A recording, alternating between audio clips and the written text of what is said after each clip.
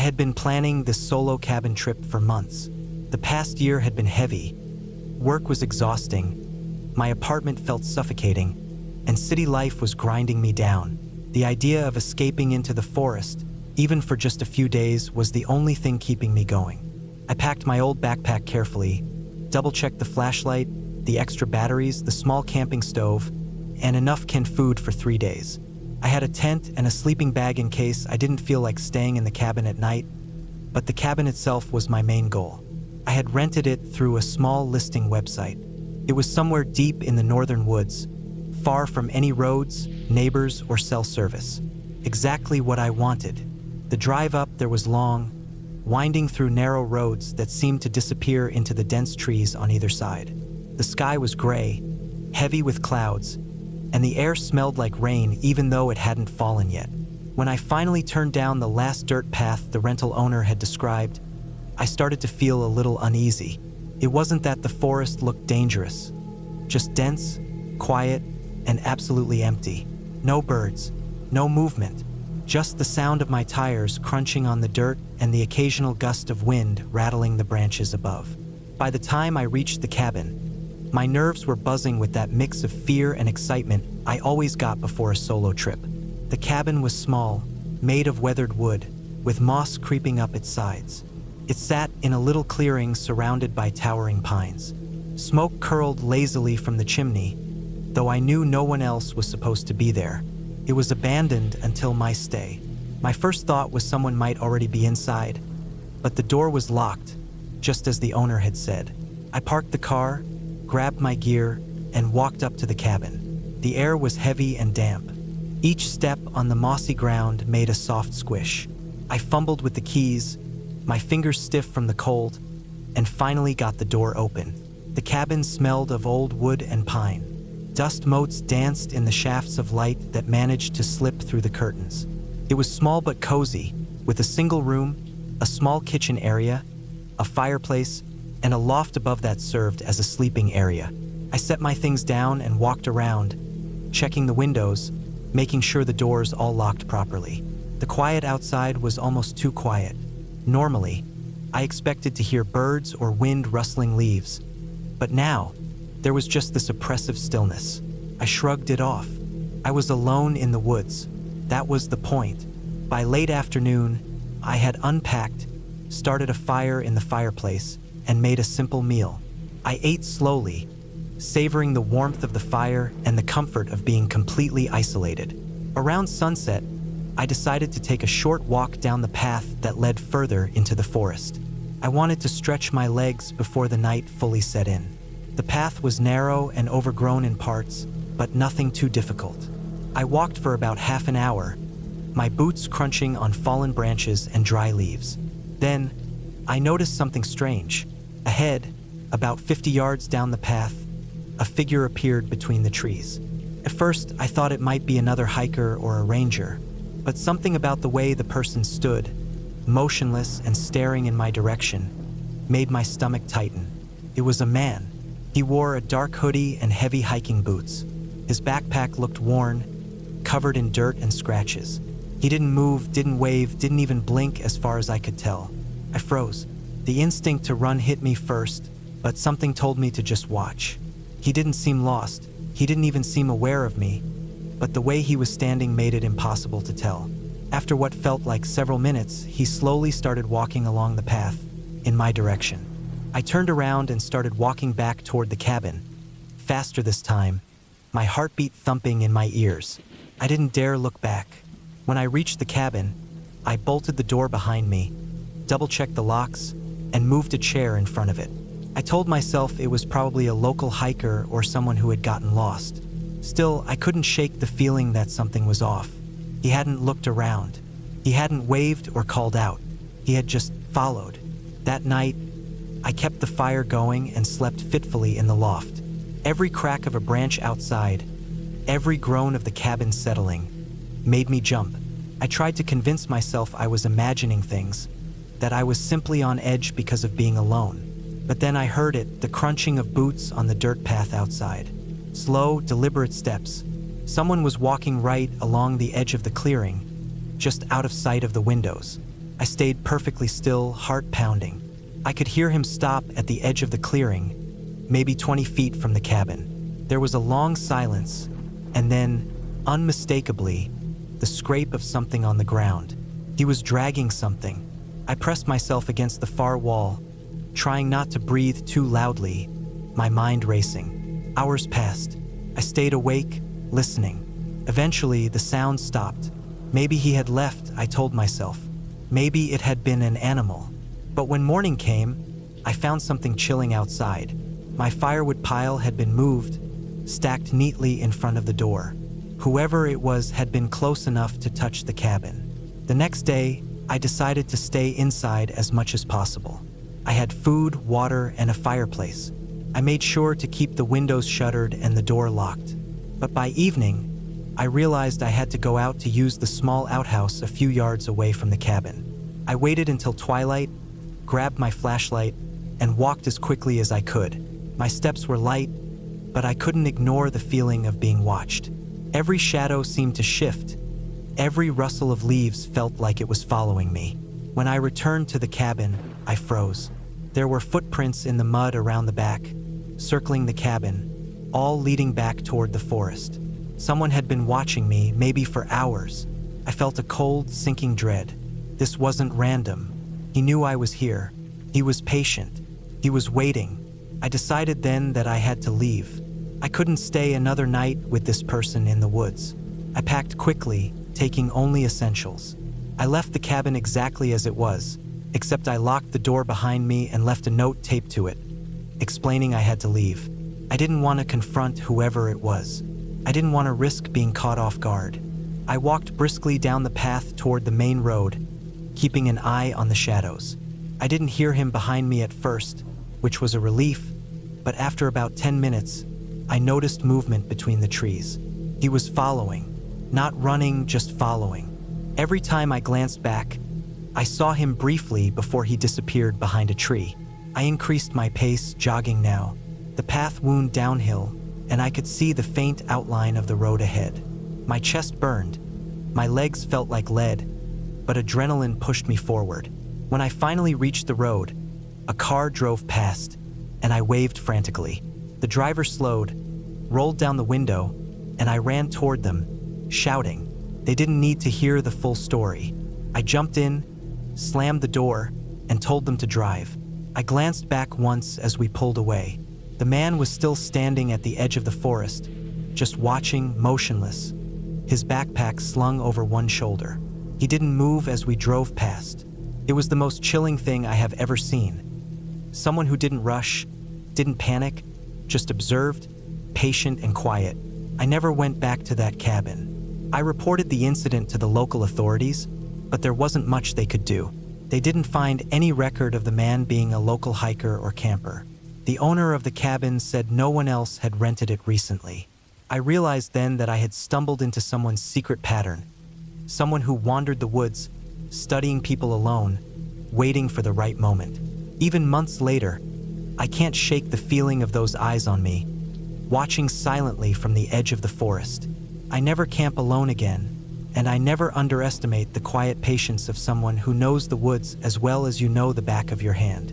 The forest is beautiful, quiet, and peaceful, but it is also a place where someone can disappear into the shadows and wait.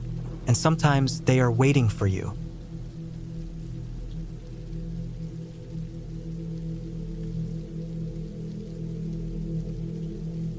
I had planned this trip for months, meticulously preparing every little thing I thought I might need. The idea was simple. A few days alone in the woods, no distractions, just me, the trees, and a small cabin I had rented deep in the forest. The internet had no signal there, and the nearest town was more than 20 miles away. It was supposed to be peaceful, restorative, and completely disconnected from the chaos of everyday life. What I didn't expect was how quickly that peace could turn into unease, and unease into fear. The drive-in was long, winding through narrow roads flanked by dense trees. As I got closer, the air smelled richer, heavier with pine and damp soil. It was late afternoon by the time I parked near the cabin, the sun low and golden, casting long shadows that slanted across the forest floor. The cabin itself looked small but sturdy, made of old timber, with a sloped roof and a single chimney.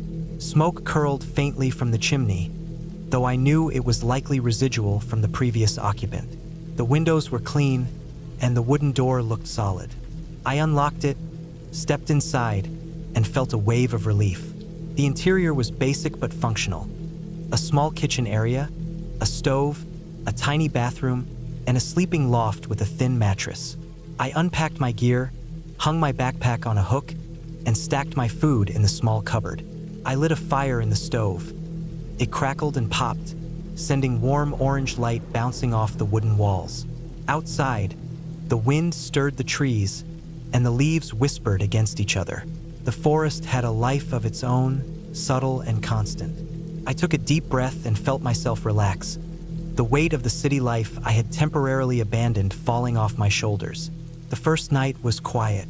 I ate a simple dinner of canned soup, bread, and coffee, listening to the fire's soft hiss and the occasional rustle from the woods. It wasn't silent exactly. I could hear the faint scurrying of small animals outside, the tapping of branches against the cabin walls. But it was normal, or at least it felt normal. I went to bed early, hoping to wake up refreshed for a day of hiking. But the forest has its own rhythm, and the first night quickly reminded me of that. Around 3 in the morning, I woke to a sound that made my stomach tighten. At first, it was faint, almost imperceptible. A soft thud, then another, then a dragging noise across the gravel outside. My heart began to race, and I told myself it was an animal, probably a deer or a raccoon rummaging for food. I tried to convince myself it was nothing, but the sound continued, deliberate, moving slowly around the perimeter of the cabin. I stayed frozen under the thin blanket, listening. Past the windows, circling, pausing occasionally, as if sniffing, testing. My rational mind kept repeating that it was just an animal, but every instinct screamed otherwise. The next morning, I went outside cautiously, armed with a heavy flashlight and my knife, just in case. There were no signs of anything unusual. No tracks, no broken branches, no paw prints. The gravel looked undisturbed. I spent the day hiking, trying to convince myself that my fear was nothing but imagination. The forest was beautiful in the daylight, sunlight streaming through the canopy, birds calling from high branches, squirrels darting between the trees. But the memory of the night's sounds lingered, gnawing at me. By the second night, I had started noticing other things. Small signs that suggested I wasn't as alone as I had thought. My firewood stack had shifted slightly, though I had been careful to leave it undisturbed. Tiny scratches appeared on the door frame, the kind of small, almost insignificant things that could be explained away, except that they kept happening. I began to keep the knife close while I slept, and every creak of the cabin floor or sudden gust of wind outside made my heart race. I didn't want to leave the cabin to investigate, but the unease was building. On the third day, I decided to hike further, deeper into the woods than I had planned. I needed to convince myself that the fear was unfounded, that it was just my imagination. The path was narrow, overgrown, and slippery from a recent rain. I walked carefully, noting the patterns of the forest. The way moss grew on one side of the trees, the angles of fallen branches, the faint markings of wildlife. Hours passed. The deeper I went, the more isolated I felt. The forest grew quieter, the sounds of distant animals fading, leaving an eerie, heavy silence. I turned to head back and realized I had lost the trail. The markers I had been following seemed to vanish, replaced by trees that all looked the same, thick underbrush, and shadows that moved strangely in the corners of my eyes. Panic started to rise. I had my phone, but no signal. I took deep breaths and tried to retrace my steps. By the time I made it back to the cabin, the sun was low again. I was exhausted, sweaty, and muddy. My hands were scratched from brambles. I stepped inside and locked the door, feeling the weight of relief wash over me. The cabin felt safer now, its walls a small barrier between me and the vast forest outside. That night, I barely slept, my mind replaying the day's near miss. Every sound outside, branches cracking, leaves rustling, felt amplified, threatening. I imagined shadows moving just beyond the window. I reminded myself to stay rational, to remember that this was a forest, wild but natural, not some place where danger lurked intentionally. The fourth day, I decided to take precautions. I set small traps near the cabin, mainly to alert me to animals. String tied to cans that would clatter if disturbed. I checked all windows and reinforced the locks. I arranged my firewood so that I could see any disturbance immediately. I felt ridiculous doing these things like a paranoid child, but my instincts had taken over. The forest had begun to feel less like a peaceful retreat and more like a place that was aware of me, that I was being watched, in a way that had nothing to do with imagination. The next night, the sounds returned. This time, there were footsteps, slow, deliberate, crunching across the gravel outside. I could hear something heavy, dragging in parts, stopping, starting, moving closer. My heart hammered. I did not sleep. I sat by the stove, knife in hand, listening. Hours passed. Eventually, the sounds faded, leaving an unsettling silence, almost worse than the noise. By dawn, I felt drained, my body tense, my mind exhausted from fear and vigilance. I knew I had to leave. I packed my things quickly, making sure nothing was left behind. The walk to the car felt interminable. I kept looking over my shoulder, scanning the forest for any movement. The cabin disappeared behind me as the trees thinned, but a part of me kept expecting to see someone or something watching. I forced myself to keep moving, step by step, until finally, the gravel road opened to the clearing where I had parked. My car was there, untouched, as if the forest itself had let me go. Driving away, I kept the windows up and the doors locked, feeling every bump and curve of the road like a reminder of the night I had spent trapped in that small cabin, alone in the woods. The forest grew smaller in the rearview mirror, and I felt relief that I had made it out without incident. But I also carried a lingering unease, a reminder that isolation in the wild is not just peaceful solitude. It is exposure, vulnerability, and respect for the raw, indifferent power of nature. Back home, the city's noise and people's presence felt almost overwhelming, but comforting. The trip had changed me, leaving a strange combination of fear, awe, and respect. I knew I would return to the forest one day, but never again alone in that way. Alone, the forest is not quiet.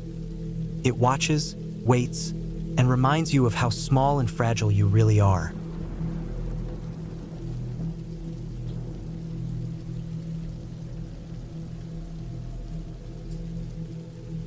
I had always dreamed of escaping the chaos of city life, seeking solace in the quiet embrace of nature.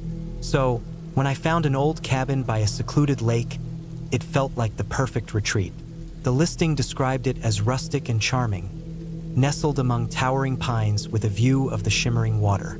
It seemed ideal for a weekend getaway to clear my mind.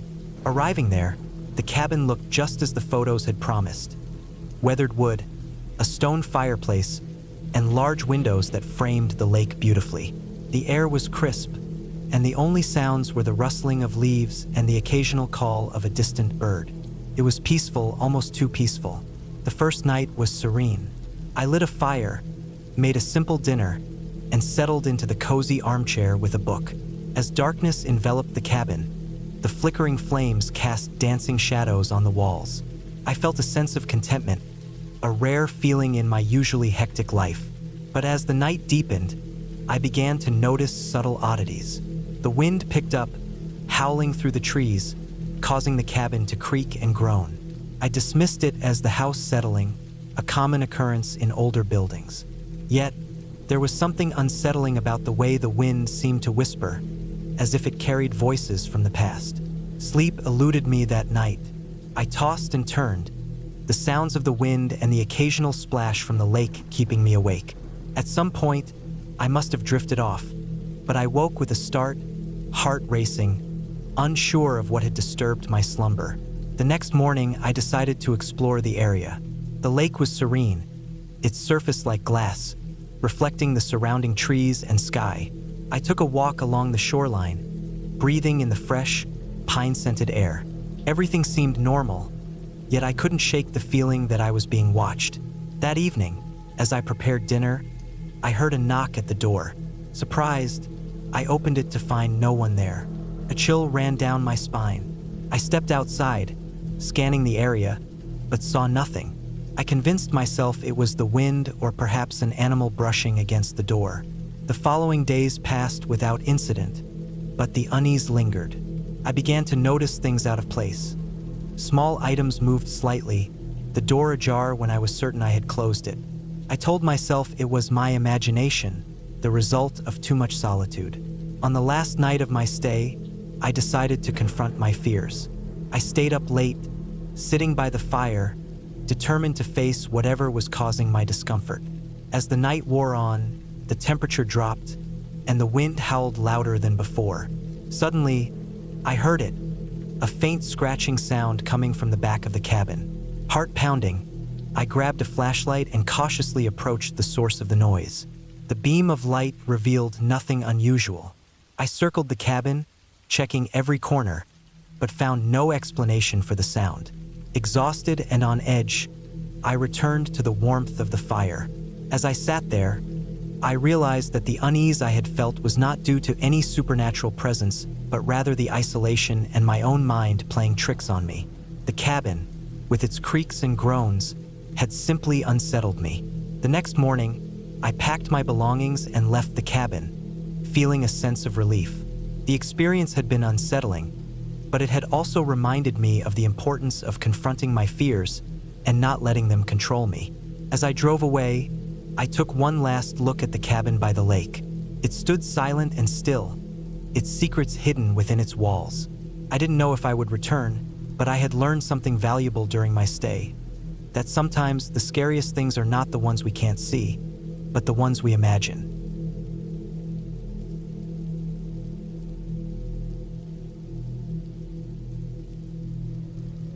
I had been driving for hours through the narrow, winding roads of the forest, following a map I found online that marked an abandoned cabin deep in the woods. It was the kind of place people usually avoided, at least according to the brief online discussion I found. Most of the comments were vague warnings. Some people said it was unsafe, others said it was a perfect spot for solitude, but none of them mentioned exactly why. That ambiguity had drawn me in. I was looking for something different, a place untouched, isolated, and forgotten. And it didn't matter that my instincts were already tense, buzzing like an undercurrent of electricity through my body. The road had narrowed so much that the trees pressed against my car on both sides, their dark trunks forming lines like the ribs of some ancient beast. Sunlight barely pierced the canopy above, and patches of shadow stretched long across the muddy track. My tires slipped in small puddles, but I kept going, ignoring the small shivers of unease crawling across my shoulders. Eventually, the asphalt ended, and I was forced onto a dirt path, overgrown with weeds and brambles, littered with rocks and fallen branches. My car's engine groaned, and I had to slow to a crawl.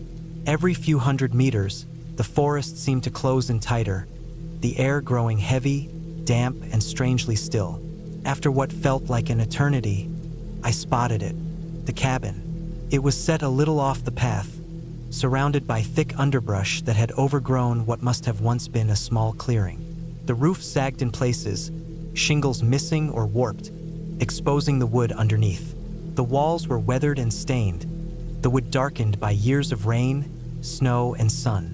Windows were either broken or coated in grime, making it impossible to see inside without moving closer. A narrow chimney leaned slightly to one side, as if tired of standing upright, and the front porch sagged, boards splitting under the weight of time. I parked the car a few meters from the cabin and stepped out. The air smelled of damp earth and decayed wood. There was a subtle, almost unnoticeable sound, a faint creaking, as if the cabin itself was settling, shifting slightly in the wind.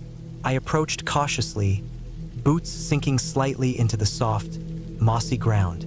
Each step made the silence of the forest more oppressive, almost deafening. Birds or small animals had gone quiet, and even the wind seemed to hold its breath. The door was half open, hanging crookedly on its hinges. I pushed it gently, and it protested with a long, low groan.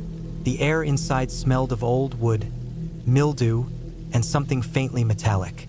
Dust floated in the sunlight streaming through broken windows, making the room appear as if frozen in time. The floorboards were coated in decades of dirt, leaves, and scattered debris. Every step I took made the wood creak loudly, and I found myself instinctively holding my breath with each noise. The main room was sparsely furnished, though most of the furniture was broken or overturned. A wooden table sat near one corner, cracked and splintered. A couple of chairs leaned against the walls, their legs uneven and brittle. I noticed a small fireplace in the far corner, blackened with old soot, and a rusted metal pot still resting on its grate. Above the fireplace, the wall was scarred, with what appeared to be burn marks that suggested someone had tried to light a fire years ago. Dust and cobwebs covered everything, and I felt an almost physical layer of neglect in the air, as if the room itself had absorbed years of abandonment and decay. I stepped carefully toward the corner where a narrow staircase led upward. The stairs creaked under my weight, some of them warped and threatening to collapse. I didn't rush. Every move I made felt deliberate, cautious, as if disturbing the cabin too aggressively could set something into motion. At the top of the stairs, I found a small landing and a single room. The ceiling was low, slanted, with a few holes where the roof had rotted through. Sunlight spilled in, illuminating fragments of broken furniture and scattered papers. Among them, I noticed an old, rusted lantern, a pile of yellowed newspapers, and a small trunk, its lock broken. I opened the trunk slowly, curious. Inside, I found what appeared to be personal belongings left behind in haste. A few tattered clothes, a handful of photographs faded to gray, and a notebook whose pages were brittle and covered in smudged handwriting. Flipping through the notebook, I realized it was mostly mundane records. Lists of supplies, names of places, sketches of the surrounding area. Nothing ominous jumped out at me, though the pages smelled sharply of mold and rust. Even in the stillness of the cabin, the sound of my breathing and the faint creaking of the wood made the atmosphere tense. The floor beneath the landing groaned ominously, warning me of its instability. I carefully made my way back down the stairs, holding onto the railing that seemed more decorative than functional. On the main floor, I moved toward the back of the cabin. There, a door led to a tiny storage room or shed. The walls were lined with shelves, mostly empty, except for broken jars, rusted tools, and some long-abandoned gardening equipment. I noticed scratch marks on the walls, deep grooves that could only have been made by something large or forceful. My pulse quickened, though logically I knew it could have been caused by animals or people years ago. Still, the marks were recent enough to feel unnerving, jagged lines that seemed almost deliberate. I explored further, stepping outside to the back of the cabin. The clearing behind it was overgrown, the remnants of what might have been a garden or yard long consumed by the forest. Old stumps dotted the ground, evidence of trees that had been cut down decades ago. I noticed footprints in the soft mud, some large, some small, leading into the woods. They didn't look old.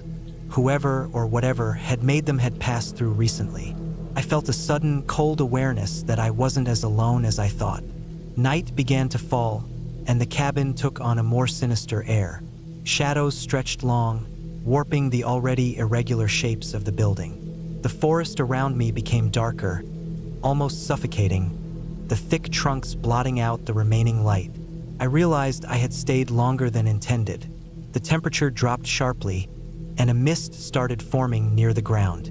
I didn't like the idea of being in such an isolated place as darkness settled in. I returned inside the cabin, locking the door as best I could, though the lock was old and fragile. I used the lantern I found upstairs, lighting it carefully and placing it on the table. Its dim glow highlighted the dust, debris, and the cracked walls. The silence was heavy. Every small sound, the wind brushing against broken windows, the settling of the roof, the occasional snap of a twig outside, echoed ominously. I tried to ignore it, telling myself it was just the forest. Yet, deep down, I knew the forest held more than just trees and animals. Hours passed slowly. I stayed close to the fire's remains, using the lantern for light. I examined the cabin methodically, searching for any sign of danger or reason for my unease. That's when I noticed subtle changes I hadn't seen before. The footprints outside had shifted slightly, as if someone had returned. I felt a chill, the kind that travels along your spine and roots you to the spot. My instinct screamed at me to leave, but I didn't move immediately. Part of me wanted to see if I was imagining it. Then a sound. Not from the wind, not from the forest. Something low and deliberate, scraping against the side of the cabin. My heart slammed against my chest. I grabbed the closest object, an old broken chair, and held it defensively. The sound came again, this time closer, almost like someone testing the wood, trying to see how far they could push. The idea that I wasn't alone, that someone had been watching me, became undeniable. I didn't wait to investigate. I moved quickly, grabbing my backpack and flashlight, stepping over debris, nearly tripping over broken floorboards. I ran outside, glancing back only once to see the shadow of something, or someone, slipping behind the trees. I didn't stop, didn't even think about leaving slowly. My only thought was distance, speed, and the forest path leading back to my car. Reaching the car, I fumbled with the keys, my hands shaking violently. I could hear branches snapping, the subtle rustle of movement behind me. But when I looked back, there was nothing. I started the car, tires spinning slightly on the muddy ground, and drove off as fast as I dared. The forest seemed to stretch endlessly behind me, but eventually, the familiar curves of the road appeared.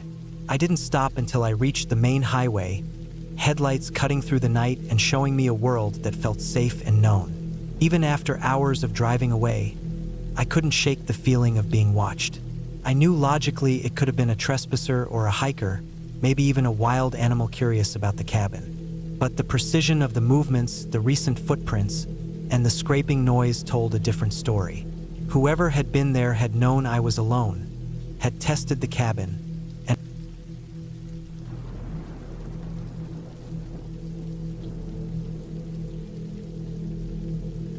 the first day of the trip had been perfect. The drive into the mountains was quiet except for the occasional birdsong and the hum of the engine. I carried everything I needed, a backpack loaded with food, water, a first aid kit, and camping gear. My plan had been simple. Leave the car at the trailhead, hike a few miles, set up a tent near a small clearing I had scouted on an old map, and spend a couple of nights alone in the wilderness. I had done trips like this before, but this one felt different. The air smelled cleaner, the trees seemed taller, and the mountain silence pressed in around me as I walked.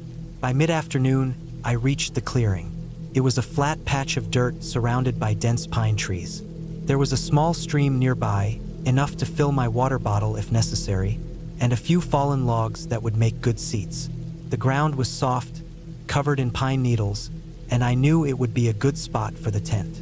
I set it up quickly, making sure the tent stakes were secure. My tent was one of those lightweight, three-season models, just big enough for one person and my gear. After setting up the tent, I spent the next hour gathering firewood. The forest was quiet except for the distant murmur of the stream and the occasional rustle of leaves. I noticed signs of wildlife, scratches on tree trunks, paw prints in the soft soil, but I had seen these before. It was normal in the wilderness. Once the fire pit was ready, I stacked the wood carefully, making sure I could start a fire easily once it got dark. I kept my backpack close to the tent and my knife within reach. As the sun dipped toward the horizon, the forest shadows grew longer and darker. I lit a small campfire and sat back on one of the logs. The flames crackled, sending sparks upward, and I felt a sense of peace I hadn't felt in a long time. I ate a simple dinner of canned beans heated over the fire, drank some water, and watched the light fade completely. Night had settled in with a suddenness that always amazed me in the mountains. The world beyond my fire pit disappeared into blackness. The stars came out, scattered across the sky, and for a while, everything felt calm and perfect. Then I heard it, a faint rustling just beyond the clearing. I froze. My heart started beating faster. I had heard similar sounds before, the wind, small animals, but this was different. It was heavier, deliberate, moving in a way that suggested a large creature. I grabbed my flashlight and aimed it toward the sound. The beam cut through the darkness, illuminating the edges of the clearing, but I saw nothing, just shadows among the trees. I told myself it was probably a deer or a raccoon. Still, I felt a shiver run down my spine. I had read about bears in these parts, but I had never encountered one myself. I kept the fire burning as I tried to stay calm. I put a few more logs on it, letting the flames climb higher. The fire was comforting, but the noises continued. Crunching footsteps, the snap of a branch, something large moving through the underbrush. I thought about my options. I had no weapon besides a small folding knife and the flashlight. My first instinct was to make noise. Bears usually avoid humans, but the thought of making noise without knowing exactly where it was made me hesitate. Then I saw it, a massive, dark shape just at the edge of the clearing. I could barely make out the outline at first, just a large shadow moving slowly, almost cautiously. My stomach dropped. It was a bear. Not small, not one of the cubs I sometimes saw in pictures, but a full-grown adult, massive and heavy. It was standing on all fours, sniffing the air, moving toward the smell of my food. I could see the way its muscles shifted under its thick fur, the rounded shape of its back, the small rounded ears, the black snout. I froze, holding my breath, praying it hadn't noticed me fully yet. I remembered every piece of advice I had ever read about encounters with bears. Stay calm, don't run, make yourself appear large if it attacks, back away slowly. I stayed behind the edge of the tent, watching. The bear moved slowly, methodically, sniffing the ground and the air. It was aware of me now. I could tell by the way it paused and turned its head toward the fire. Its eyes caught the light, reflecting like small, golden coins. I tried to make myself as small as possible, staying low. My mind raced. The fire might scare it, but it might also make it curious. I had left some food in a small bag just outside the tent while I was eating. My heart sank. Bears were incredibly strong, and even a small bag of food could attract them for hours. I needed to think. The bear started moving closer, its massive paws making soft thuds on the ground. Every step sounded louder than the last, as if the forest itself was holding its breath. My legs were trembling, but I forced myself to stay still. The bear came within a few feet of the tent, sniffed at the air again, and then I saw it. Its eyes locked on the food bag I had left a few meters away. It moved slowly, testing, pawing at the ground near the bag. Time seemed to stretch. Every second felt like a minute. I thought about what would happen if it decided to charge. I thought about climbing the nearest tree, but the closest one was too far, and I knew that if it charged, I wouldn't have time. My only option was to stay calm and hope it was only curious about the food. Then something unexpected happened. The bear grabbed the bag with its paw, tugged at it, and pulled it toward the edge of the clearing. The sound of the zipper made my stomach clench. The bear opened the bag with surprising dexterity, sniffing and pawing at the contents. I watched, frozen, as it pulled out some cans and wrappers, tossing them aside. I realized I had to act. Slowly, I picked up a large stick, long and thick, and I tried to make it look like I was standing tall, using the stick like an extension of myself. I made a low, deep noise, more like a growl than a yell, just enough to show presence. The bear paused, lifted its head, and looked directly at me. Its nostrils flared, and I could see it assessing me, calculating. I stayed calm, held the stick, and didn't move toward it. After what felt like an eternity, the bear made a choice. It dropped the bag and backed a few steps, sniffing the air. Then, with a final glance at me, it turned and disappeared into the darkness of the trees. My body relaxed in small increments. The adrenaline drained, leaving my muscles trembling and my hands numb. I stayed frozen for a long while, watching the trees, listening to the faint rustle of leaves as the bear moved further away. I spent the rest of the night in a state I can only describe as hypervigilant exhaustion. I rebuilt the fire multiple times, knowing that its light and warmth were my only protection. Every sound, a branch cracking, a bird calling, the wind through the pines, made me flinch. I didn't sleep much, only resting my head on my backpack in small bursts, eyes scanning the edge of the clearing. Morning finally came, pale and cold, with fog settling over the trees. I emerged from the tent slowly, cautious, looking for any sign that the bear had returned overnight. The clearing was quiet. There were tracks in the dirt where the bear had approached, paw prints and marks where it had dragged the bag. The food was gone, scattered, some cans crushed underfoot. I cleaned up what remained as best I could, packed the tent, and started hiking back to the trailhead, every sense alert. I learned that day that nature is unpredictable. A bear doesn't act like a monster from a story, but its size, power, and curiosity make it dangerous. I realized how easily a small mistake, a food bag left too close, a moment of inattention, could have cost me dearly. By the time I reached the car, the sun was fully up, casting long shadows across the road, and I felt a mixture of relief and awe. Relief for surviving unscathed, and awe at the sheer presence of the bear, a creature completely in its element, moving through the forest with confidence I could never match. From that day on, I never underestimated the wilderness. I learned to respect it, to prepare, and to always keep food far from my tent. And every time I return to the mountains, I remember the sound of those heavy paws, the golden reflection of eyes in the night, and the cold thrill of knowing that, for one long night, I had been face to face with the raw power of a wild bear.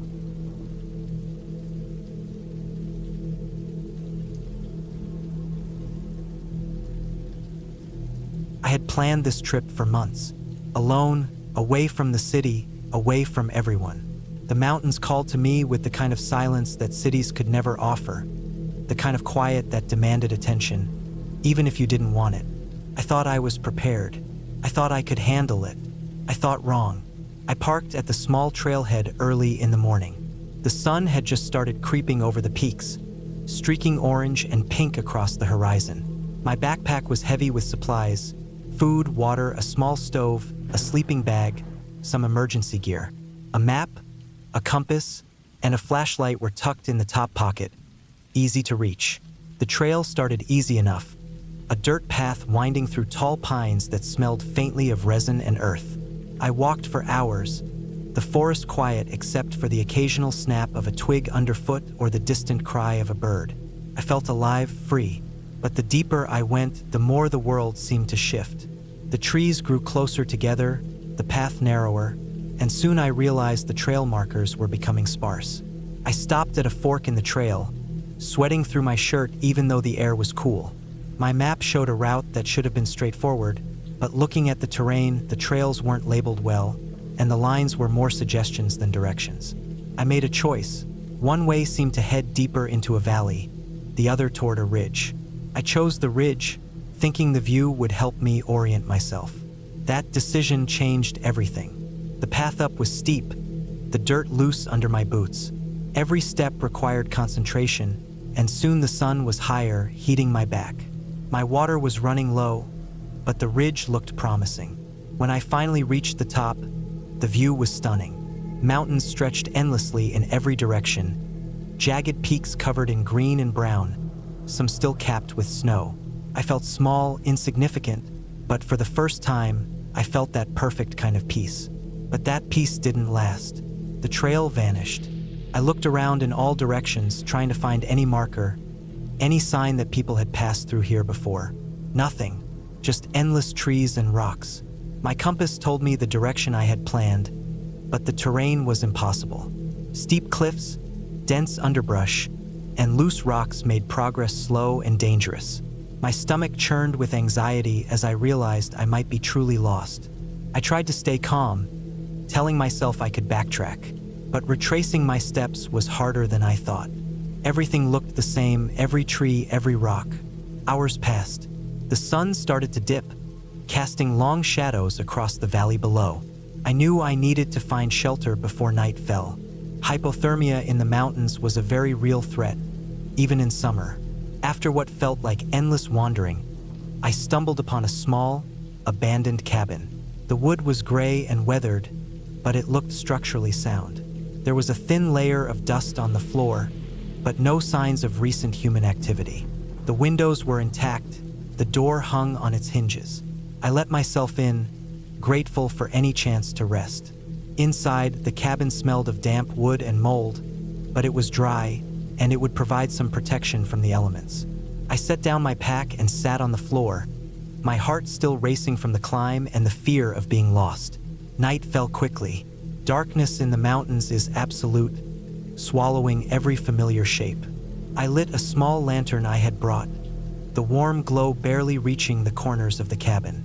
Outside, the wind began to howl through the trees, rattling the walls. I could hear the occasional snap of branches, small animals moving in the dark, and somewhere far off, the faint echo of rocks tumbling down the mountainside. My heart thumped in my chest. I tried to focus on practical matters, planning my route, conserving water, and making a fire, but fear was gnawing at me. I spent that first night mostly awake, listening. Every sound seemed amplified. A tree branch scraping against the cabin wall sounded like someone walking right outside. A distant animal cry made me tense. I reminded myself I was safe inside, that my instincts could not be trusted to turn fear into reality. But still, the fear was there, creeping in between every rational thought.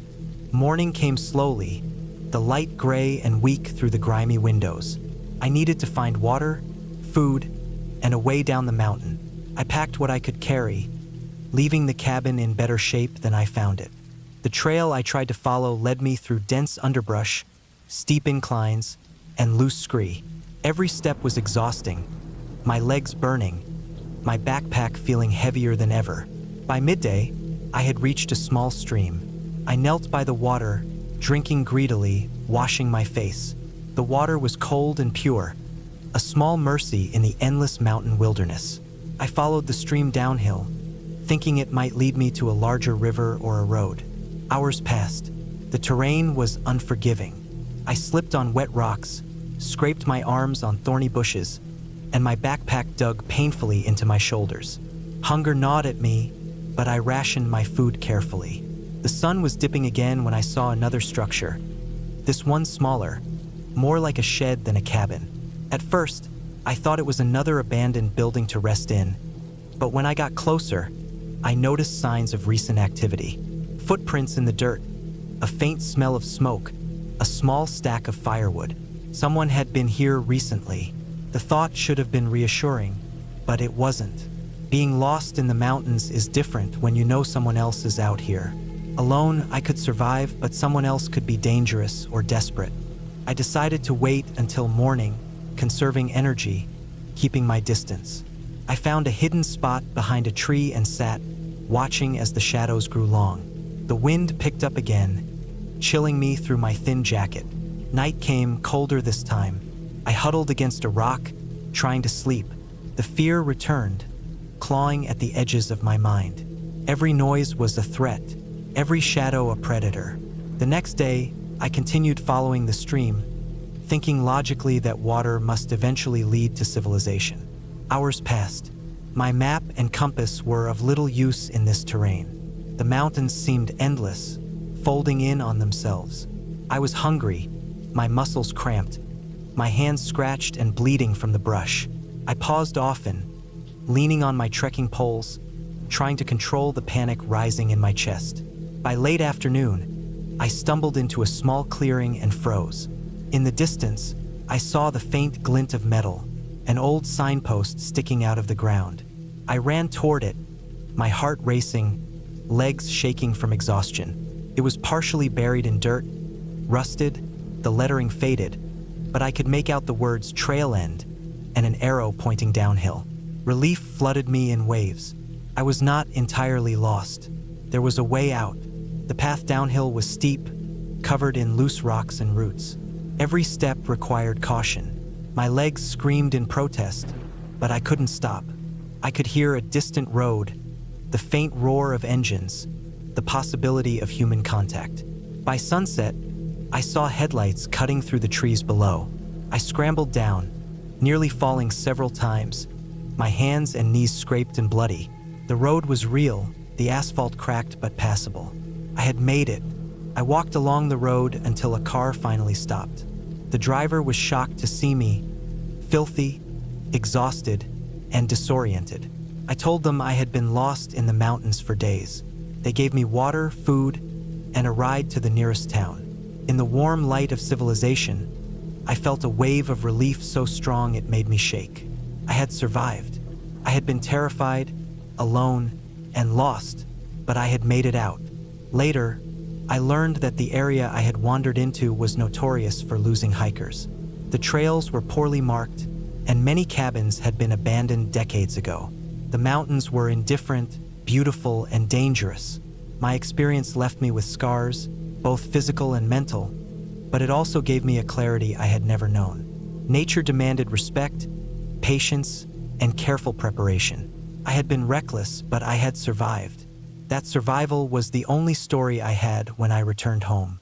Even now, months later, I remember the sound of the wind through the trees, the cold of the nights, the isolation of the ridges, and the small cabin that saved me. The fear never fully leaves, but neither does the knowledge that I made it through, step by painful step. I will never forget the mountains, nor the lesson they taught me.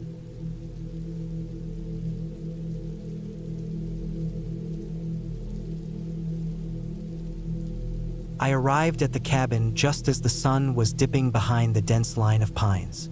The forest stretched endlessly around the narrow dirt road, thick and dark even in late afternoon. The smell of damp earth and decaying leaves filled the air, sharp and sweet in the way it always does after summer storms.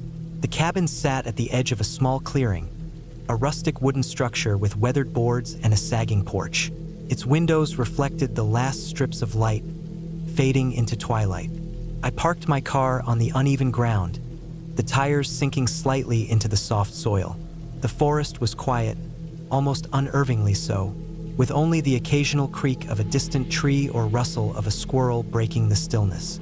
I had been looking forward to this trip for weeks. I needed solitude, a break from the noise and weight of the city. This cabin, tucked away miles from the nearest road, promised nothing but silence and isolation. As I unloaded my gear, a heavy backpack, a small duffel with food, a lantern, and a few blankets, I felt a thrill of anticipation mixed with a twinge of nervousness. It was always a little unsettling being somewhere so removed from people, knowing that help was hours away if anything went wrong. But I convinced myself it was part of the charm, part of the escape. The cabin smelled faintly of wood smoke and dust. The air inside was cooler than outside, slightly musty, but not unpleasant. I placed my bags on the old table in the center of the room and lit the lantern. Its warm glow cast long shadows along the walls, bringing the corners of the cabin into sharp contrast with the bright spots.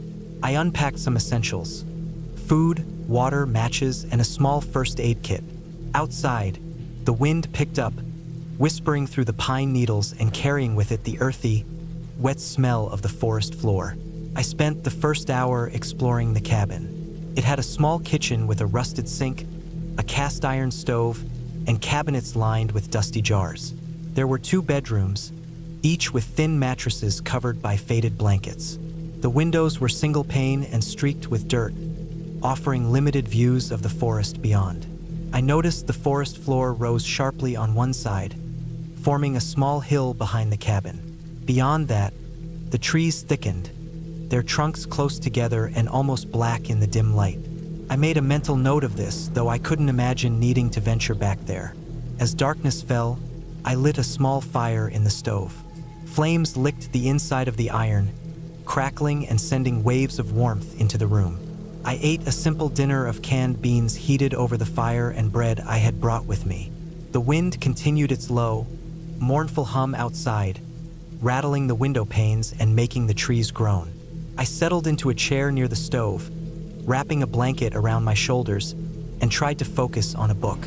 The words blurred at first, my attention snagged on the sounds outside. A branch snapping somewhere in the dark, the sudden rustle of leaves, the low, irregular creak of the cabin's frame settling. Then I heard it, a scream, sharp and sudden, cutting through the night air like a knife. My stomach lurched, and I froze, straining to listen. It wasn't human in tone. It was loud and guttural, desperate, and it echoed through the trees in a way that made the hairs on my neck stand on end. I put down my book and stood, listening for more. The forest was alive now with sound.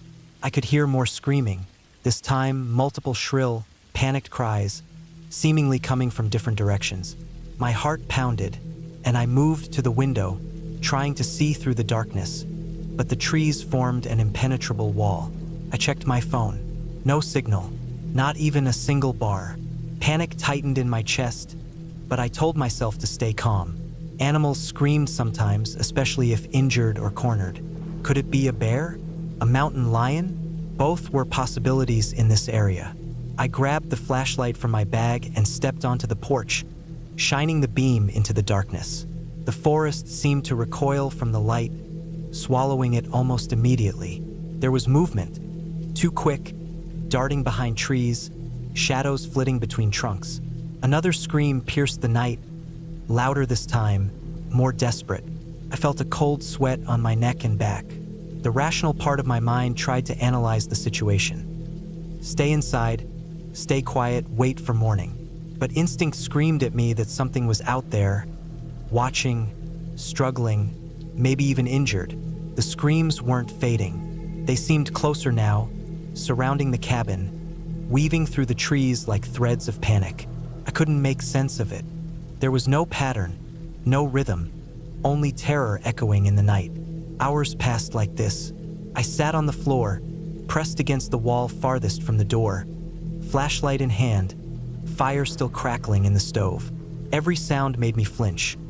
A branch snapping, the wind gusting through the pines, the soft thud of something heavy moving just beyond the window. The screams would come in bursts, short, ear-piercing yells that set my nerves on edge, followed by long stretches of silence. Each time, I debated whether to step outside to see what was happening, but the thought of being caught in that darkness stopped me. By midnight, I realized something had changed.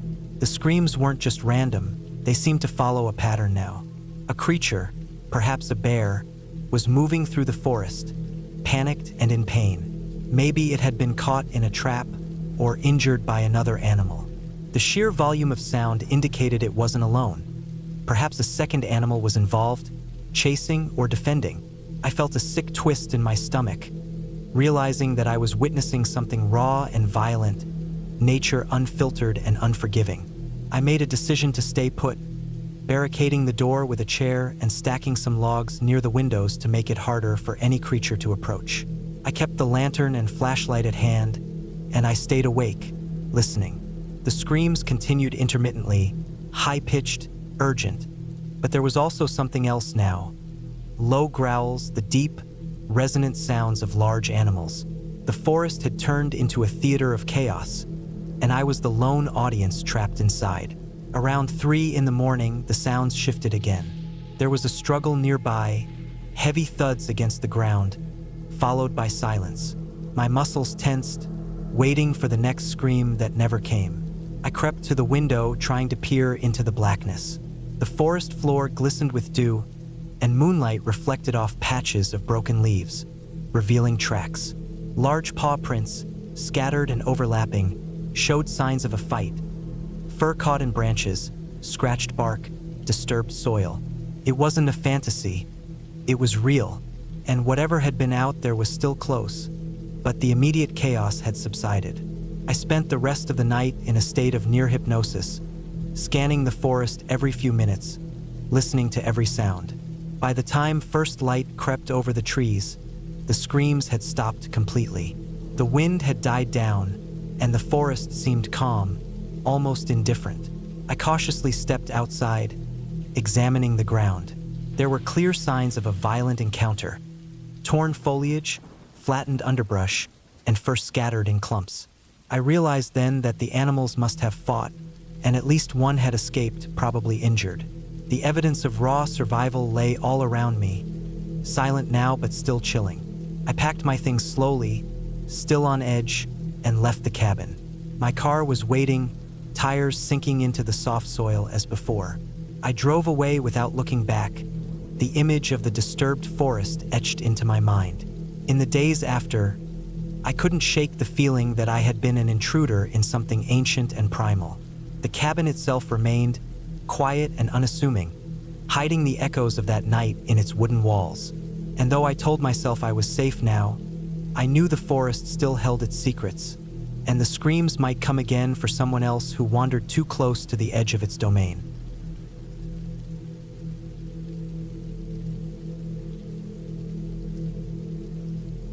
I had been planning the trip for months.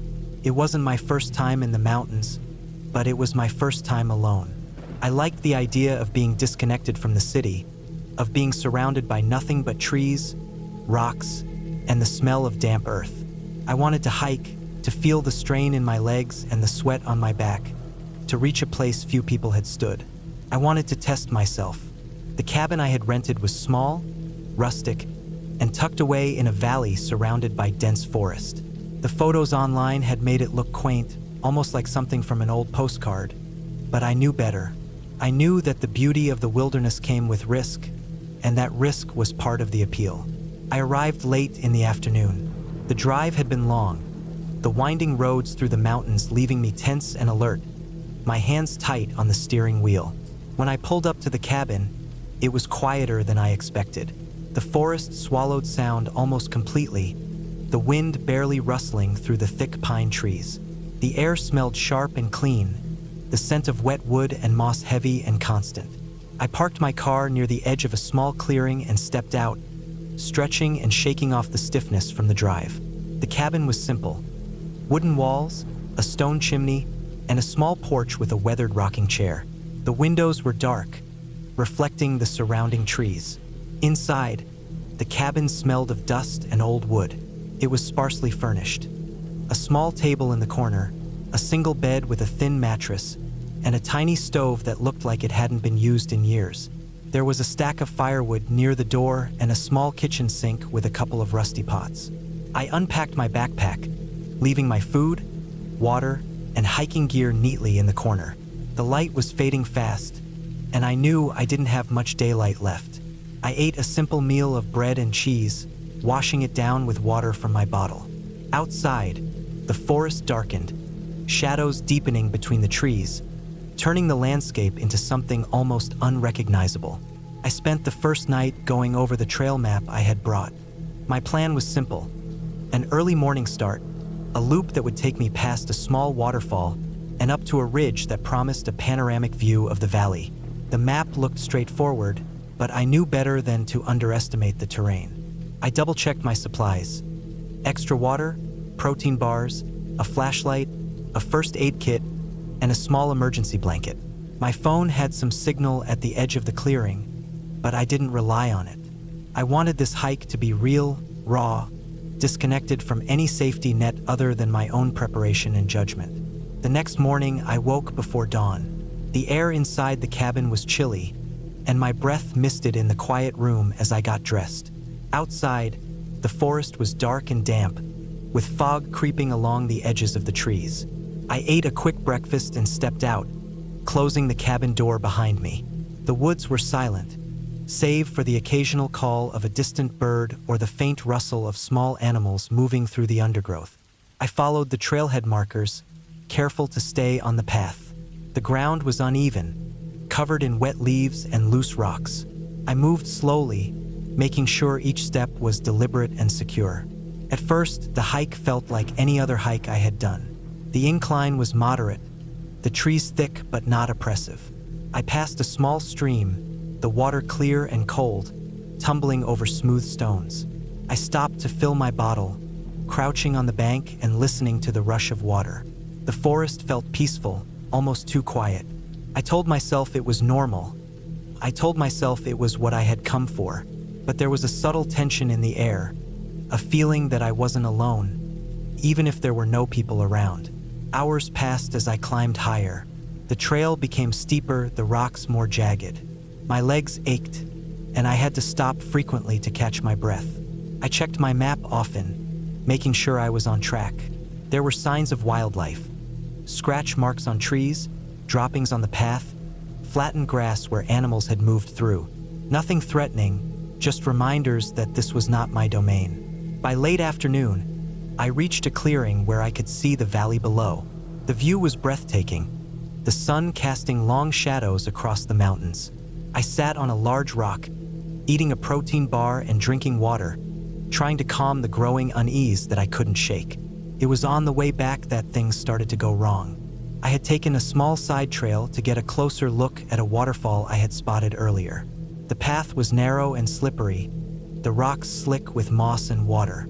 I slipped once, catching myself with my hands, my palms scraping against the stone. I paused, shaking out the tension, and continued carefully. But the trail didn't seem to lead back to the main path the way I expected. I stopped to check my map, trying to reconcile the landmarks I could see with the printed map. The trees all looked the same, the ground uneven, the stream I had crossed earlier nowhere in sight. Panic didn't hit immediately. At first, I tried to retrace my steps, following the faint marks I thought I had left behind. But the forest had changed, or perhaps I had misremembered the path. The light was fading fast, the fog growing thicker, curling around the trunks of the trees and obscuring everything beyond a few meters. I realized with a sinking feeling that I was lost. My heart rate spiked, and my breath came in short, uneven gasps. I forced myself to slow down, to think rationally. I knew panic would make things worse. I checked my phone, no signal, nothing. I tried to find a high point, hoping to spot the trail or the clearing where my car was parked. Every hill I climbed seemed to lead to more trees, more fog, more confusion. The forest had a way of swallowing everything, erasing paths, and making familiar landmarks unrecognizable. I marked a tree with my knife, trying to create a reference point so I wouldn't circle endlessly. Hours passed, the sky darkening, the temperature dropping. My water supply was running low, my stomach grumbling, but I forced myself to keep moving, hoping to find the main trail. Night fell fully, and the forest became something else entirely. The trees were dark silhouettes, shadows shifting with the wind. Every sound was amplified. The snap of a twig, the rustle of leaves, the distant call of an animal. I imagined all kinds of scenarios, each more terrifying than the last, but I forced myself to stay calm, to focus on survival. I found a small overhang beneath a cluster of rocks and decided to stay there for the night. I huddled under my emergency blanket, trying to keep warm. The cold seeped into my bones, and I struggled to sleep, every sound making me tense. I had no fire, no easy way to signal for help. I had only my wits and my limited supplies. The next day, I tried to stay oriented. I followed the sun when I could, noting the angle and direction, but the fog was stubborn, drifting in and out, hiding and revealing the same trees over and over. I found another stream and followed it, reasoning that water might lead to a human settlement or a main trail. Hours of walking turned into exhaustion, my legs aching, my feet raw from the constant strain. I stopped to rest, drinking water and rationing my food. I couldn't afford to waste energy or supplies, not knowing how long it would take to get back. On the third day, I stumbled across a patch of ground that looked disturbed, like someone had recently camped there. There were small signs, a flattened patch of grass, remnants of a fire pit, a few broken branches arranged in an odd way. My heart leapt. If someone else had been here, perhaps help wasn't too far away. I marked the spot and decided to follow the small creek that ran nearby, hoping it would lead me to a road or trail. By late afternoon, I began to hear distant sounds that made my chest tighten. A faint engine, the hum of tires over gravel. I pushed forward, calling out, even though my voice sounded tiny against the vastness of the forest. The sounds grew louder, and eventually, I saw a dirt road through the trees. My relief was overwhelming. I ran toward it, not caring about the scratches on my arms or the blood from minor cuts. I reached the road and, to my immense relief, saw a park ranger's truck coming up the path. I waved frantically, shouting, and the driver slowed, jumping out and rushing toward me. I explained as best I could, showing the marked trees, the small stream I had followed, and the overgrown paths that had thrown me off course. They radioed for backup and led me back toward the main entrance of the park. The relief was almost surreal, the realization that I was finally out of the dense forest filling me with an emotion I could barely name. When I reached the parking lot, my car looked insignificant, tiny against the backdrop of mountains and trees. I sat inside, exhausted, shivering, and covered in cuts and dirt. The danger had passed, but the memory of those days in the woods, the quiet, the fog, the feeling of being completely lost, would stay with me forever. Back at the cabin later, I sat on the porch, staring at the trees in the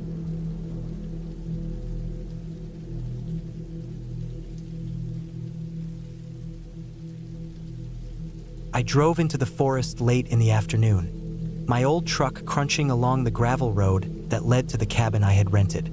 The sky was overcast, and the air had that sharp, cold smell that comes right before a storm. I had been planning this trip for weeks, looking forward to nothing but silence, isolation, and the kind of stillness you can only find when there's nothing human around for miles. I wasn't a city person, and for some reason, the idea of being completely alone, surrounded by nothing but trees, appealed to me more than anything. The cabin was older than I expected, built entirely of rough-hewn logs, dark with age. Its small windows reflected the dull gray of the sky. The roof was slightly sagging, and the steps leading up to the front door creaked under my weight as I climbed. Everything smelled of wood and dampness, a mix of rot and pine that reminded me of old forests I had explored as a kid. I left my truck running a moment too long, letting the engine hum softly, then shut it off and brought my bags inside. Inside, the cabin was simple. There was a small kitchen with a gas stove, a worn wooden table, and 2 chairs. The living space had a stone fireplace that had clearly seen better days, and a couch that sagged in the middle. A small bedroom was tucked to one side, with a threadbare mattress on a simple frame. Nothing fancy, but I wasn't here for comfort. I was here for the silence, for the forest. Once I had unpacked, I went outside to explore. The forest surrounded the cabin on all sides, dense and thick. The trees were tall, older than I could imagine, their trunks wide and gnarled, their roots twisting across the forest floor like the veins of some great creature. Fallen leaves and pine needles carpeted the ground. The further I walked, the more I realized that this forest didn't feel normal. It wasn't the kind of forest you could stroll through aimlessly. The trees seemed almost too close together, the spaces between them uneven and irregular. Branches overlapped in ways that made it difficult to see very far ahead, and the forest floor rose and fell unexpectedly, hiding hollows and roots that could trip someone easily. It wasn't until late afternoon, as the sun started its descent, that I noticed it. At first, it was subtle. I had been walking along a narrow path I thought I had memorized, but when I turned back toward the cabin, I realized something was wrong. The path looked different. The arrangement of the trees was slightly off. A tree I remembered being on the left was now on the right. I thought it was my mind playing tricks on me, maybe the shadow of the afternoon sun distorting my sense of direction. I started heading back toward the cabin, but the feeling grew stronger, heavier, like a pressure in the back of my neck. Every step I took made me more certain that something was wrong. The forest seemed alive in a way it shouldn't be. Not in a magical sense, there was no glowing or unnatural movement, but in its scale and density, in the way it seemed to shift just enough to disorient me. I stopped, tried to orient myself by the sun, and realized the sun was already too low to be useful. My heart began to race, and I forced myself to take deep breaths. I was rational. I was a grown adult, not some kid afraid of the dark. But when I finally broke through a thick cluster of pines, I froze. The cabin wasn't where I expected it to be. Or rather, I knew it should be, but it wasn't visible. The forest in front of me looked different, thicker, denser. The clearing where the cabin should have been was gone, replaced with more trees, their trunks so tightly packed that I could barely see a few feet ahead. Panic started to creep in. I tried to run, to force my way through, but the trees were tight, the roots twisted, and every step I took seemed to make the forest stretch further ahead. I stopped again, listening. There was nothing but the wind in the branches, the occasional rustle of leaves. Nothing else moved, and yet the forest felt aware. I could feel it pressing in, a slow, subtle pressure from all sides. I forced myself to stay calm, telling myself it was just disorientation, that I had wandered off the path and that the forest looked different from different angles. But deep down, I knew it was more than that. Something about the way the trunks seemed to shift when I wasn't looking directly at them, the way the paths I had memorized seemed to disappear into thickening clusters of undergrowth, was impossible. I decided to climb a small rise to try to see the cabin. The slope was steep, and my boots slipped over loose dirt and pine needles, but I made it to the top. I looked around, scanning the trees. The forest stretched endlessly in every direction. I could see no sign of the cabin, no signs of my path, only the trunks and shadows, interlocking and shifting subtly, as though the forest was rearranging itself while I wasn't looking. I realized then that I had no idea where north was, no idea how to get out. I tried to backtrack, moving carefully, marking the trees with scratches from my knife so I could trace my steps. But after 20 minutes, I noticed the same scratches in front of me. Not on the trees behind me, directly in front on the path I hadn't taken. My stomach dropped. I was walking in circles. Or rather, I was walking in something that wasn't a circle in the traditional sense. The forest was closing in, shifting subtly, and I was trapped in a maze that rearranged itself. Night fell quickly. The forest turned black, thick with shadows. My flashlight was weak, cutting through only a few feet ahead. Every sound was amplified, the snapping of a twig underfoot, the rustle of leaves in the breeze. I felt completely exposed, though I was surrounded by trees. The sense of being watched was overpowering.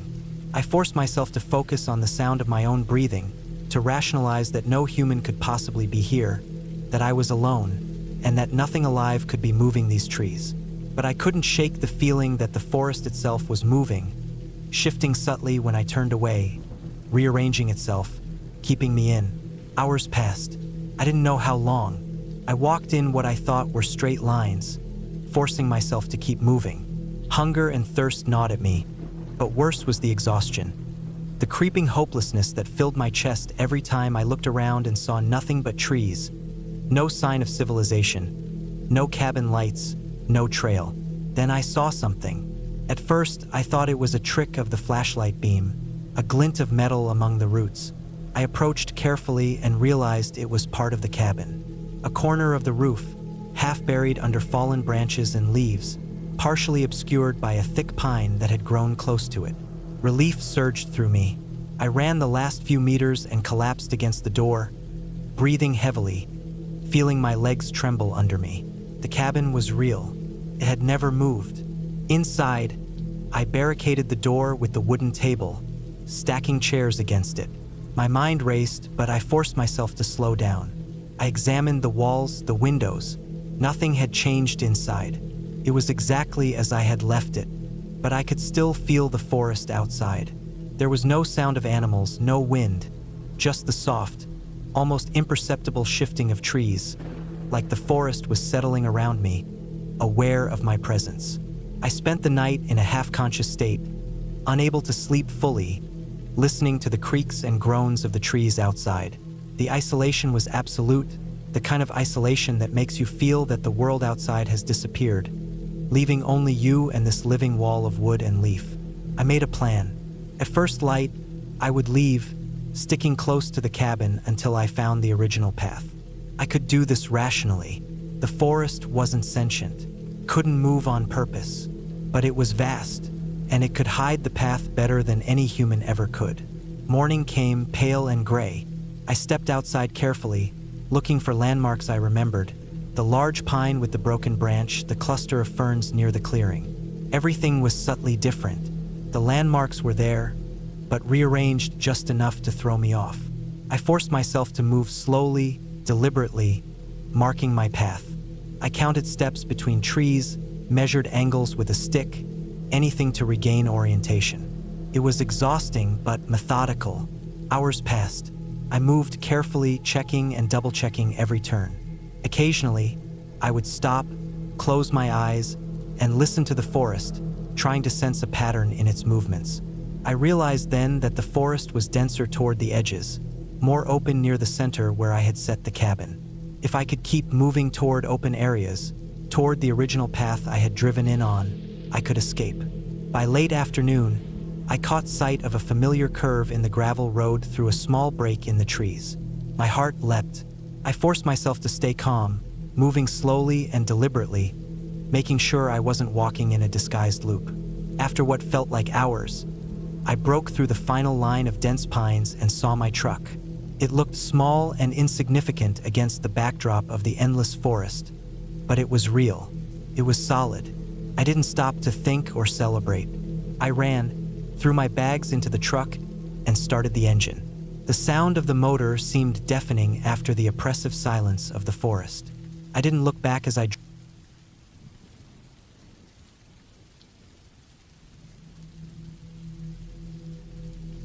had been planning this cabin trip for months. My life had been crowded with noise, deadlines, and endless people, so the idea of escaping into complete silence was intoxicating. The cabin I rented was tucked far back in the mountains, off a barely noticeable dirt road, surrounded by dense pine forest. The photos online made it look peaceful and isolated. Exactly what I wanted. I packed my car with basic supplies: food, water, firewood, a flashlight, a first aid kit, and a few books. I left my phone behind, deciding to fully disconnect. The drive itself was uneventful but increasingly quiet. The closer I got to the cabin, the more the hum of civilization disappeared. The last few miles were rocky and narrow. Trees leaned so close to the road that my car brushes against their branches. Eventually, I reached a small clearing where the cabin sat, almost blending into the woods. It was an old structure, weathered, with a steep roof and wooden walls that had turned silver over the years. A chimney jutted up from the roof, but there was no smoke. A thin layer of pine needles covered the surrounding ground. The first thing I noticed as I stepped out of the car was the silence. Not the ordinary kind of quiet you get in a library or at night in the suburbs. This was a heavy, suffocating silence, the kind that makes you hyper-aware of the smallest sounds. The creak of the cabin's door, the snap of a twig under your foot, the faint rustle of leaves high above. I had expected isolation, but this was something different. Inside, the cabin smelled of old wood and damp earth. The floorboards creaked under my weight. There was a fireplace, a small kitchen area, and a few basic furnishings. Dust covered the surfaces, suggesting no one had stayed here in a while. I set my things down, lit a small fire, and unpacked. I had brought some supplies to make the place livable: extra blankets, canned food, and water, but I noticed the old stove didn't work, so I relied on the fireplace for warmth and cooking. The first night passed uneventfully. I cooked my simple dinner, stacked some firewood, and settled in with a book. The darkness outside was thick, almost tangible, but I told myself it was just the mountains, just isolation. I slept with the fire low but constant, its warmth cutting through the chill of the cabin. The second day, I decided to explore the surrounding area. The forest was dense, the trees tall and close together. Pine needles blanketed the ground. As I walked further from the cabin, I realized there were no animal sounds, no birds, no insects, nothing. It was like the forest itself had gone mute. I kept telling myself this was normal for remote places in late summer, but there was a gnawing unease in the pit of my stomach. Around mid-afternoon, I noticed something strange. Footprints, not animal tracks, but human. Bare feet, small and narrow, leading from the edge of the woods toward the cabin. They stopped a few yards from the door. I stared at them for a long time. There was no one around. The prints didn't seem fresh. The soil was soft but dry. Still, my heart raced. I photographed the tracks but didn't follow them further. There was a part of me that didn't want to know where they led. That night, I kept the fire burning longer, feeling a strange tension in the air. The silence pressed against the walls, almost like it was listening. Around midnight, I woke up to a noise, a soft, deliberate tap. Not a creak from the floor, not a branch falling outside, but a tap, tap, tap against the cabin wall. I froze, straining to listen. The sound stopped as quickly as it started. I told myself it was an animal, maybe a woodpecker hitting the side of the cabin, but the thought didn't settle me. The next morning, I decided to leave the cabin and return to town. I packed quickly and loaded the car, my unease growing with each passing minute. But as I stepped outside, I froze. The car tires had left tracks in the dirt road, but so had others. Fresh human footprints were all around my car, circling it. They were small, delicate, and disturbingly silent. No other sound accompanied them. My stomach turned. I wanted to scream, to run, but the isolation made me pause. There was no one to see me, no one to call. I spent the morning examining the cabin and surrounding area. Every path I thought I could take to leave was marked with footprints, as if someone had been waiting for me to notice. I checked the trees, the underbrush, even the creek nearby. No sign of anyone. Nothing. But the prints were everywhere, almost purposeful, as if someone had been watching, moving silently in and out of the forest, unseen. By the third night, the feeling of being watched had intensified. I no longer walked freely around the cabin. Every time I looked out the window, I half expected to see someone standing just beyond the tree line. There was no one, yet the impression remained. The fire I kept burning flickered against the walls, casting long shadows that seemed to stretch unnaturally. I tried to keep my mind occupied, reading, cleaning, organizing, but every shadow, every whisper of wind, made me jump. Late that night, I heard it again, a soft rustling at the edge of the clearing. I froze. Then, footsteps, bare, deliberate, slow steps moving closer. I could see the shadows of the trees shift as if someone was threading through them. My first instinct was to run, but I realized the cabin door was open, and running in the dark through the forest was dangerous. I stayed inside, holding a large kitchen knife in my hand, heart hammering in my chest. Hours passed. The steps never came closer. They stopped at the tree line, or perhaps beyond. The silence returned, heavier than before. I couldn't tell if the person, or whatever it was, had left or if it was still there, hiding in the darkness, watching. I didn't sleep much after that night, the shadows pressing in on every corner of my mind. By the fourth day, I was exhausted, mentally and physically. I made a plan to leave at dawn. I stacked the firewood, packed my remaining supplies, and left the cabin's doors unlocked, just in case.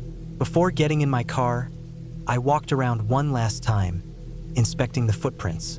They were still there, fresh, small, and deliberate. They always seemed to appear where I least expected them. I felt a creeping, undeniable truth. Someone had been watching me, silently, without leaving any sign of themselves other than these footprints. I finally got into the car and started the engine. The sound of it seemed impossibly loud, almost vulgar against the oppressive silence. I drove slowly down the dirt road, eyes scanning the trees on either side. For miles, the forest remained unnaturally quiet. Then, at a sharp curve, I saw it. A figure standing perfectly still among the trees, watching me, not moving, not breathing in any way I could detect. Just standing there. The figure was small, thin, and entirely human-shaped, but it didn't step forward, didn't run, didn't make a sound. It just stayed there, staring. I hit the gas, keeping my eyes on the road, trying not to look in the rearview mirror. When I finally rounded the next bend, it was gone. No footprints, no movement, nothing. The silence returned, but my heart knew better. Someone or something had been following me, silently observing, capable of moving without sound. The idea that it could appear and vanish without warning filled me with dread. By the time I reached the main road and saw signs of civilization, cars, people, even the distant hum of electricity, I still felt the weight of the forest and its silent stranger pressing on me. I called the local authorities to report the footprints, the figure, everything. They came, searched the area, found nothing. They said the cabin was remote, maybe someone had passed by, perhaps a hiker. But the pattern of the footprints, the deliberate circling of my car, and the figure I had seen, they dismissed as imagination. I knew it wasn't. I returned home and tried to go back to normal life, but the memory haunted me. I kept seeing shadows in my peripheral vision, expecting silent footsteps behind me, always just out of reach. Friends joked that I had gone crazy, that isolation had done this to me, but I knew the truth. The silent strange existed.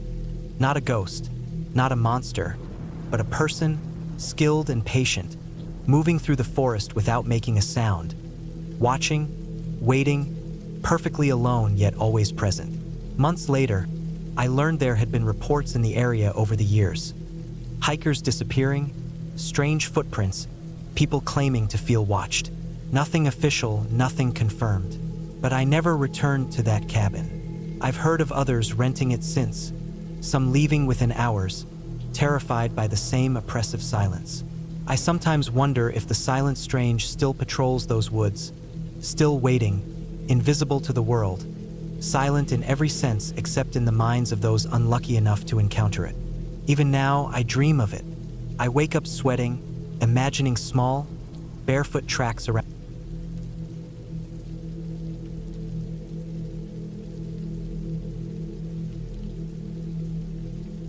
I found the cabin completely by accident. I had been driving for hours on a back road that was barely more than a gravel trail, with the sun dropping fast and the forest growing thick on both sides of the vehicle. My original plan was to find a small clearing to set up a tent, maybe make a fire and sleep under the stars, but the area was dense with trees and thorny bushes, and it was obvious that I would have spent hours trying to carve a spot out of nothing. That was when I saw the cabin. A small, weathered structure, leaning slightly to one side, its wooden planks gray from age, the roof sagging in the middle. It looked abandoned, forgotten by the world, yet somehow intact enough to offer shelter. My gut said it was risky, but my body said exhaustion first. The forest around it was unnervingly silent. There was no wind, no rustle of small animals, no distant bird calls. Just a quiet that made the air feel heavy. I parked my car as close as I could without scraping the underbrush and approached the cabin slowly, each step on the soft dirt and fallen leaves making a small, sharp crack that echoed strangely. The front door was closed, but the hinges were old and rusty. It gave way with a groan that sounded louder than it had any right to. Inside, the air was stale, thick with the scent of damp wood and decay. Dust floated in the shafts of light coming through the thin cracks in the walls and ceiling. The cabin had the barest essentials of human occupation. A wooden table with a few broken chairs, a small fireplace with soot still blackened around the edges, and a tiny kitchen area with rusted pots and a sink that didn't hold water anymore. There were no signs of people currently living there, but the structure was intact enough that I could imagine staying for the night. My fatigue won over my caution.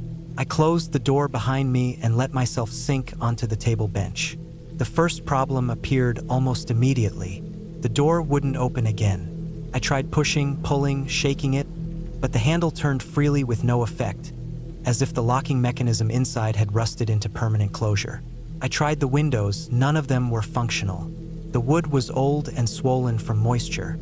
I even attempted to pry one open with a fallen chair leg, but the nails held firm, the wood resisting as though it had grown together with time.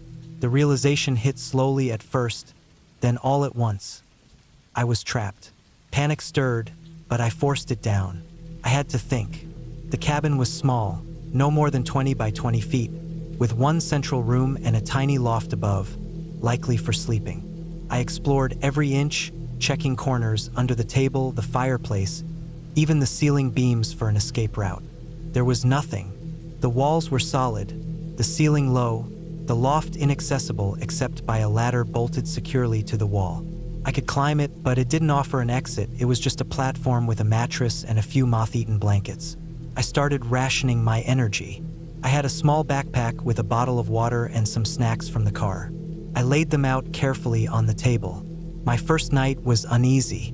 The silence was unbearable, broken only by the occasional sound of water dripping from the ceiling or the creak of the cabin settling. Shadows stretched and moved in strange ways in the corners of my vision, and every tiny noise made my heart leap. I tried to focus on logical solutions. Maybe a branch from the forest could pry open a window. Maybe the door had a hidden latch I missed. Maybe I could signal someone outside. But each attempt ended the same way. The walls and doors held firm. The second day was worse. Hunger and thirst weren't severe yet, but the mental strain was beginning to gnaw at me. I tried to mark my progress, tapping on walls and making small piles of leaves and dirt I had carried in, but it did little to break the monotony. I spent hours examining the door, the windows, the walls, the floorboards, looking for weaknesses. I began attempting to dismantle the hinges with anything I could find. broken chair legs, pieces of floorboard, but the tools were ineffective, and my arms began to ache from repetitive pounding and prying. By the third day, the reality of my situation fully set in. I had no way out, no signal for help. My phone, which I had left on the passenger seat, was useless because the forest had no reception. I tried breaking the small loft ladder to use as a weapon or lever, but even that wooden fixture was more durable than it looked. My thoughts grew frantic. What if no one found me? The forest stretched for miles in every direction, and the gravel road that had brought me here could have easily been a minor, forgotten path no one used anymore. Sleep became sporadic and shallow. Every small sound outside, rustling leaves, snapping twigs, made me tense and crouch by the door, listening. I realized I had been taking for granted how little control I had over my environment. My own body, usually reliable and strong, now felt like it could betray me. My hands shook as I tried to eat or drink. The fear was primal, an ancient terror of being trapped, of being isolated, of running out of options. On the fourth day, I noticed something about the cabin I had not before. The walls were strangely sealed, not just because of time and neglect, but deliberately. There were no signs of rot or gaps where light could enter, except for the small cracks around the edges. Every attempt to force an opening made it clear. Someone had built this cabin with permanence in mind. I couldn't help but feel the implication of that. This wasn't just an abandoned cabin. It was a trap of sorts, a structure designed to hold someone inside. The thought gnawed at me, but I pushed it aside. Logical thinking was more useful than panic. I began examining the roof more closely. The ceiling beams were thick, but there were small gaps I hadn't noticed before. They were too small for me to pass through, but perhaps I could remove some planks. I stacked chairs and the table, climbing and hammering at them. The wood resisted, splintering but not breaking. I realized the nails were old but not decayed. They had been chosen for strength. My energy sapped. I collapsed back onto the loft mattress, exhausted and disheartened. The next day, I started a meticulous plan. I stripped the loft mattress and blankets to use as padding, trying to devise ways to break the walls or create leverage points. Every day I worked for hours, my body in pain, my hands raw. I learned the rhythm of the cabin, how it settled, where the floorboards creaked, where the weak points were. Little by little, I discovered subtle clues. Tiny cracks in the window frames that expanded slightly when it was hotter. The door seemed to shift minutely under extreme pressure. Certain planks in the floor had loosened over decades. These small details became my obsession. By the seventh day, dehydration and hunger had become serious threats. My water supply was almost gone, and the crumbs of snacks I had rationed were barely enough. I began experimenting with collecting condensation from the loft ceiling with cloths, wringing them into bottles. It was not much, but it was enough to keep me alive. Hunger was another matter. I had no way of getting food, no way of signaling for help. I spent hours trying to create tools from broken furniture and nails, trying to fish water from the forest puddles outside, but the cabin's walls prevented me from reaching any external resources. Sleep was now almost impossible. My mind was in a constant state of alertness, scanning the ceiling, the walls, the corners. Every sound made me flinch. I began marking time by my own physical sensations, sunlight patterns through the cracks, changes in temperature, shifts in my own energy levels. I counted the days by the diminishing supplies in my backpack. I realized that even if someone passed by the forest trail, they might never notice the cabin. It was hidden by trees and shadows, and the walls themselves seemed designed to obscure any signs of human presence inside. By the 10th day, I had created a detailed plan using the minimal tools I had: pieces of furniture, old nails, splintered wood. I decided to attack the wall near the door, the only area with a faintly visible gap. I spent hours removing planks one by one, hammering and levering, until I created a small opening just large enough to squeeze through. My body was trembling from fatigue, hunger, and fear, but I forced myself through the gap. It was tight, cutting at my skin, but eventually, I emerged into the forest outside. The sunlight was blinding, the air sharp and cold against my raw skin. I was free, but barely alive, crawling through the underbrush to reach the gravel road. Eventually, I saw a car approaching in the distance. I waved frantically, my body shaking, my clothes torn and dirty. The driver stopped, calling the authorities. When they investigated the cabin, it was exactly as I had described. Intact, deliberately sealed, with no exit except the one I had forced. They had no explanation for why such a cabin existed, but they confirmed one thing: no one had entered or exited it in decades, and my survival was near impossible without extraordinary persistence and luck. Even now, weeks later, I can't stop thinking about it. The cabin still haunts me, not with ghosts or spirits, but with the cold, calculated reality that someone, somewhere, built a place designed to